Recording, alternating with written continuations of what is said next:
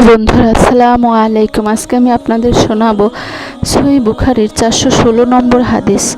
হযরত আনাস রাদিয়াল্লাহু বলেন, নবী করিম সাল্লাল্লাহু আলাইহি সাল্লাম মদিনায় আগমন করার পর প্রথমত মদিনার উঁচু এলাকার এক গোত্রে অবতরণ করেন, যাদেরকে বলা হতো বনু আমর ইবনে আওফ। তিনি সেখানে 24 দিন অবস্থান করেন।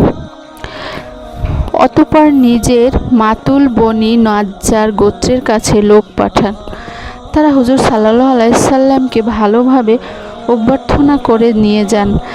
তাদের তলোয়ারগুলো খাপের মধ্যে ছিল। হযরত আনাস রাদিয়াল্লাহু বলেন, আমার মনে হয় আমি এখনও হুজুর সাল্লাল্লাহু আলাইহি সাল্লামকে দেখতে পাচ্ছি।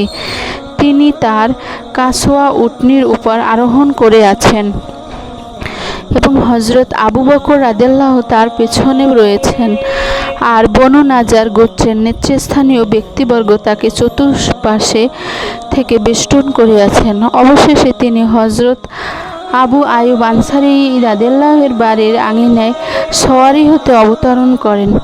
যেখানে নামাজের সময় হতো সেখানেই নামাজ পড়ো হুজুর সাল্লাল্লাহু আলাইহি সাল্লামের নিকট বড়ই পছন্দনীয় ছিল।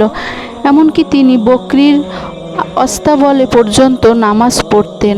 হুজুর সাল্লাল্লাহু আলাইহি সাল্লাম সাহাবাদেরকে একটি মসজিদ তৈরি করার আদেশ করেন।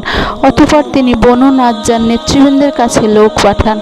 তারা উপস্থিত হলে হুজুর সাল্লাল্লাহু আলাইহি সাল্লাম তাদেরকে বললেন, হে নাজ্জার বংশের লোকগণ, তোমাদের এই বাগানটি আমার কাছে মূল্য নিয়ে বিক্রি করো। তারা বললেন, আল্লাহর শপথ, আমরা আমাদের বাগান মূল্য নিয়ে বিক্রি করব না। আমরা এর মূল্য চাই না, বরং আল্লাহর কাছে এর প্রতিদান চাই।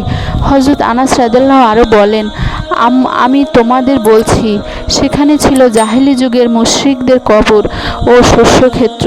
হুজুর সাল্লাল্লাহু আলাইহি সাল্লাম মুশরিকদের কবরসমূহ সম্পর্কে আদেশ করলেন, সেগুলো উপড়ে ফেলা হলো। শস্যক্ষেতগুলো সম্পর্কে আদেশ হলো, তা মিটিয়ে দেওয়া হলো, এবং খেজুর বৃক্ষসমূহ সম্পর্কে আদেশ করা হলে তা কেটে ফেলা হলো।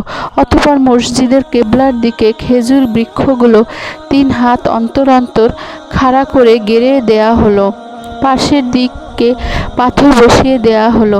সেই সময় কেবলা ছিল শাম দেশের দিকে এবং মসজিদটি দৈর্ঘ্য প্রস্থে প্রায় 100 হাত করে লম্বা ছিল।